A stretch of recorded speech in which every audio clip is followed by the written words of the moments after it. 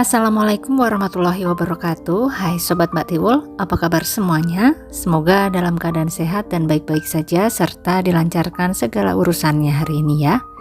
Terima kasih sudah mampir di video ini, tolong dibantu like dan subscribe-nya. Hari Jumat tanggal 9 Mei 2025 terjadi sebuah peristiwa yang mengejutkan warga Gang Podo Rukun RT 02 RW 02 Pandaan Pasuruan, Jawa Timur. Mereka dibuat terkejut dengan kehadiran rombongan tim kepolisian yang bergerak menuju ke sebuah rumah kontrakan 2 lantai yang dihuni oleh 5 orang yang ada di sana. Tidak lama kemudian mereka kembali keluar dengan membawa kantong berwarna orange sepanjang ukuran tubuh manusia yang memang tampaknya telah berisi tubuh manusia di dalamnya. Kabarnya di balik pintu kontrakan yang sama sekali tidak pernah terdengar cekcok di dalamnya itu ada seorang wanita yang telah menjadi korban pembunuhan, dan kabarnya si pelaku adalah orang yang sangat dekat dengannya. Siapakah wanita yang menjadi korban tersebut dan apa yang telah terjadi kepadanya? Kita ikuti sebuah kisah kasus dari Pasuruan ini sampai akhir ya sobat.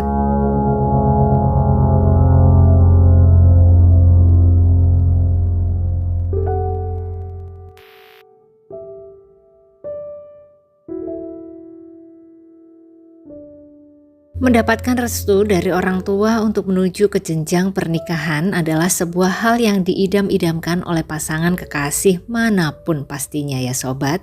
Seperti sepasang kekasih dari Pasuruan, Jawa Timur ini yang begitu bahagia ketika orang tua dari pihak perempuan menerima lamaran seorang pria untuk putri mereka pada tahun 2017 lalu.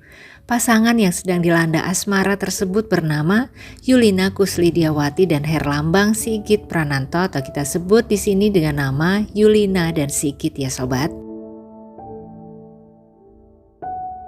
Yulina adalah seorang wanita cantik dan imut kelahiran Pasuruan tanggal 9 Januari 99 yang berarti tahun ini usianya telah menginjak usia 25 mau ke 26 tahun ya sobat. Dan 8 tahun lalu, tepatnya pada tanggal 10 Juli 2017, Yulina resmi menikah dengan kekasihnya yang bernama Sigit. Sigit sendiri adalah seorang pria kelahiran Pasuruan tanggal 29 Agustus 91 atau berarti 8 tahun lebih tua dari Yulina.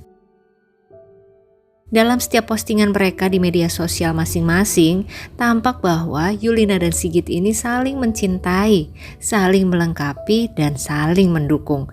Bahkan Yulina juga tampak sangat dekat dengan adik perempuan dari Sigit atau berarti adik iparnya, di mana ini adalah sebuah gambaran pernikahan yang sangat harmonis, di mana ada dua keluarga benar-benar bisa bersatu dan saling menyayangi.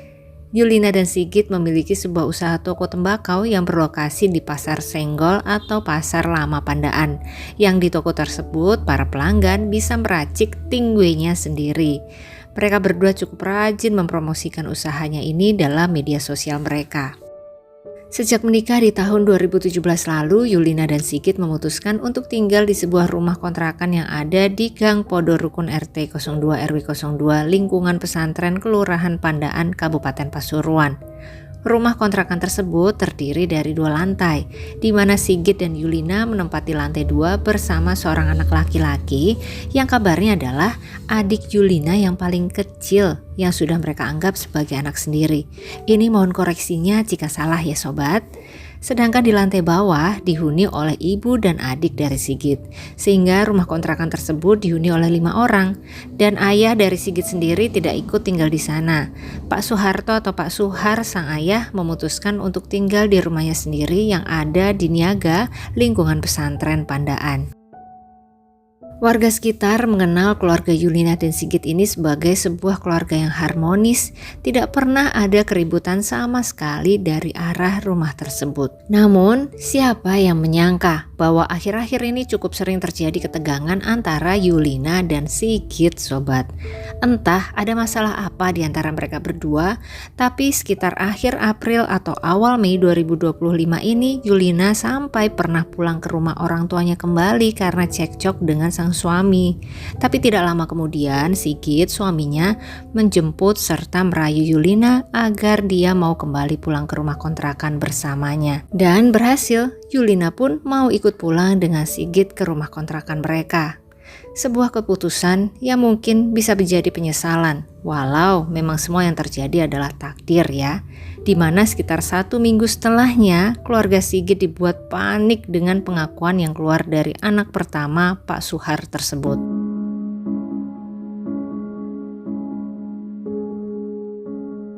Di mana pada hari itu, hari Jumat tanggal 9 Mei 2025 sekitar pukul 10 pagi, adik laki-laki terkecil dari Sigit datang ke rumah kontrakan Sigit dengan membawa makanan. Di sana dia bertemu dengan Sigit sang kakak yang dengan mengejutkannya memberitahukan kepadanya sebuah kabar berita bahwa Yulina, istrinya, sudah tiada, tidak lagi bernyawa. Terkejutlah sang adik saat itu mendengar kabar tersebut. Dia kemudian berjalan keluar rumah lalu menelpon kakak keduanya yaitu Kak Helmi yang berusia 31 tahun dan diangkat oleh Helmi yang saat itu ada di Pasuruan. Dan dia juga terkejut bukan main setelah mendengar kabar dari adik bungsunya itu. Buru-buru Helmi pun bergerak ke Pandaan menuju ke arah rumah Pak Suhar sang ayah. Di sana Helmi langsung berbicara kepada ayahnya memberitahukan kabar ini. Setelah itu Pak Suhar dan Helmi pun pergi menuju ke rumah kontrakan Sigit, ingin melihat kondisi dari Yulina yang kabarnya sudah tiada. Mereka pun naik ke lantai 2 dan di dalam kamar Sigit serta Yulina, Pak Suhar melihat sosok tubuh Yulina terbaring di atas kasur, ditutupi selimut dan sudah dalam kondisi yang mulai kaku dan posisinya miring. Tampak ada cairan merah yang sudah mulai mengering mengalir dari hidungnya. Pak Suhar segera menyadari bahwa menantunya telah pergi dengan cara yang tidak wajar. Kemungkinan pelakunya adalah anaknya sendiri, Sigit. Pak Suhar yang tidak ingin menutupi apapun itu langsung pergi melaporkan kejadian ini ke kantor kepolisian Pandaan. Ditemani oleh adik dari Sigit, Pak Suhar menceritakan apa yang baru saja dia lihat yang telah menimpa menantunya. Tidak lama kemudian tim kepolisian Pandaan pun langsung pergi ke arah rumah kontrakan Sigit. Sigit juga masih berada di kontrakan tersebut waktu itu. Sekitar pukul 1 siang lokasi sekitar kontrakan pun menjadi ramai karena warga yang penasaran dan terkejut ketika mendengar apa yang telah terjadi di balik pintu kontrakan itu. Tubuh Yulina yang sudah terbujur kaku itu pun segera dibawa ke rumah sakit Pusdik Porong untuk dilakukan otopsi. Sedangkan Sigit segera diamankan oleh anggota kepolisian. Jadi apa sih yang sebenarnya terjadi? Sigit menceritakan segalanya saat proses interogasi. Kita masuk ke motif serta kronologi sesuai keterangan dari terduga pelaku ya sobat.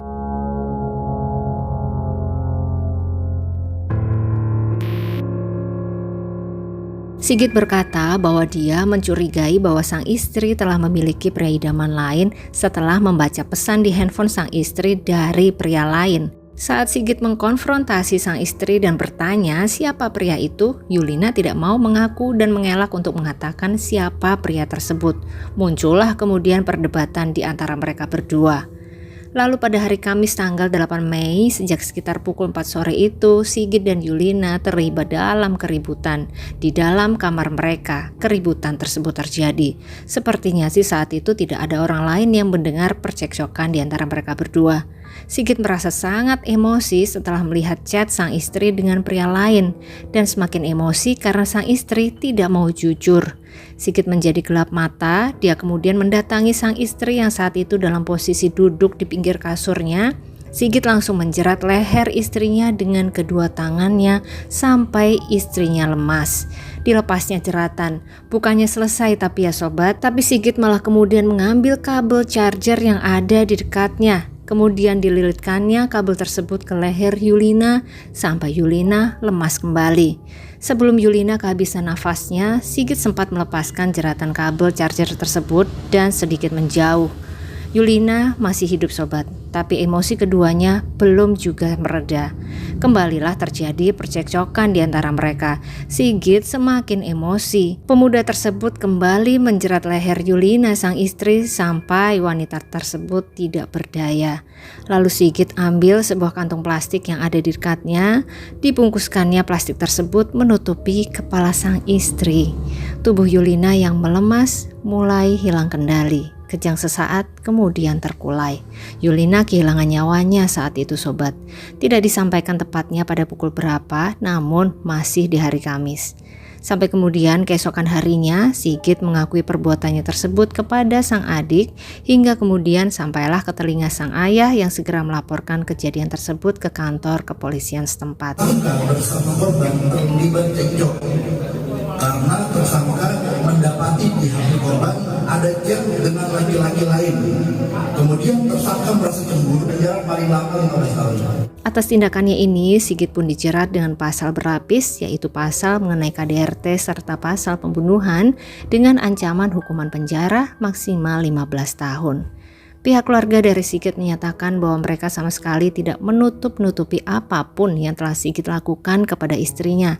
Mereka menghormati jalannya proses hukum dan persidangan nanti. Karena bagaimanapun Yulina Kuslidiawati sudah mereka anggap sebagai anggota keluarga mereka sendiri sobat. Bagaimana sobat pendapatnya mengenai kasus tadi? Pasangan yang awalnya tampak sangat menyayangi menjalani hubungan selama kurang lebih 8 tahun sejak pacaran, namun karena terjadi sebuah peristiwa dan ketidakmampuan mengendalikan emosi akhirnya memisahkan mereka berdua. Beberapa netizen berpendapat kalau sudah tidak cinta sebaiknya kembalikan saja ke rumah orang tuanya. Jangan kembalikan ke sang pencipta. Tapi kalau menurut Mbak Tiwul ya, sepertinya Sigit ini masih sangat mencintai sang istri. Tapi ibarat dua mata pisau, Sigit yang masih cinta bak tidak sanggup membayangkan jika sang istri pergi ke pelukan pria lain. Maka kemudian dia pun mengambil tindakan yang salah. Bagaimana sobat Mbak Tiwul? Jangan lupa tulis komennya di bawah ya. Kita juga doakan bersama semoga Yulina Kuslidiawati sudah beristirahat dengan tenang saat ini, diampuni segala kesalahan serta diterima semua amal ibadahnya. Dan untuk semua keluarga yang ditinggalkan semoga diberi kekuatan juga ketabahan luar biasa dalam menjalani ujian ini. Amin ya Allah. Demikian kisah kasus kita kali ini, semoga selalu ada pelajaran berharga yang bisa kita petik bersama ya. Terima kasih buat Sobat Mbak Tiwul semua yang menyimak sampai akhir. Jangan lupa like-nya dan sampai ketemu lagi di kisah-kisah selanjutnya. Selamat beraktivitas kembali. Wassalamualaikum warahmatullahi wabarakatuh.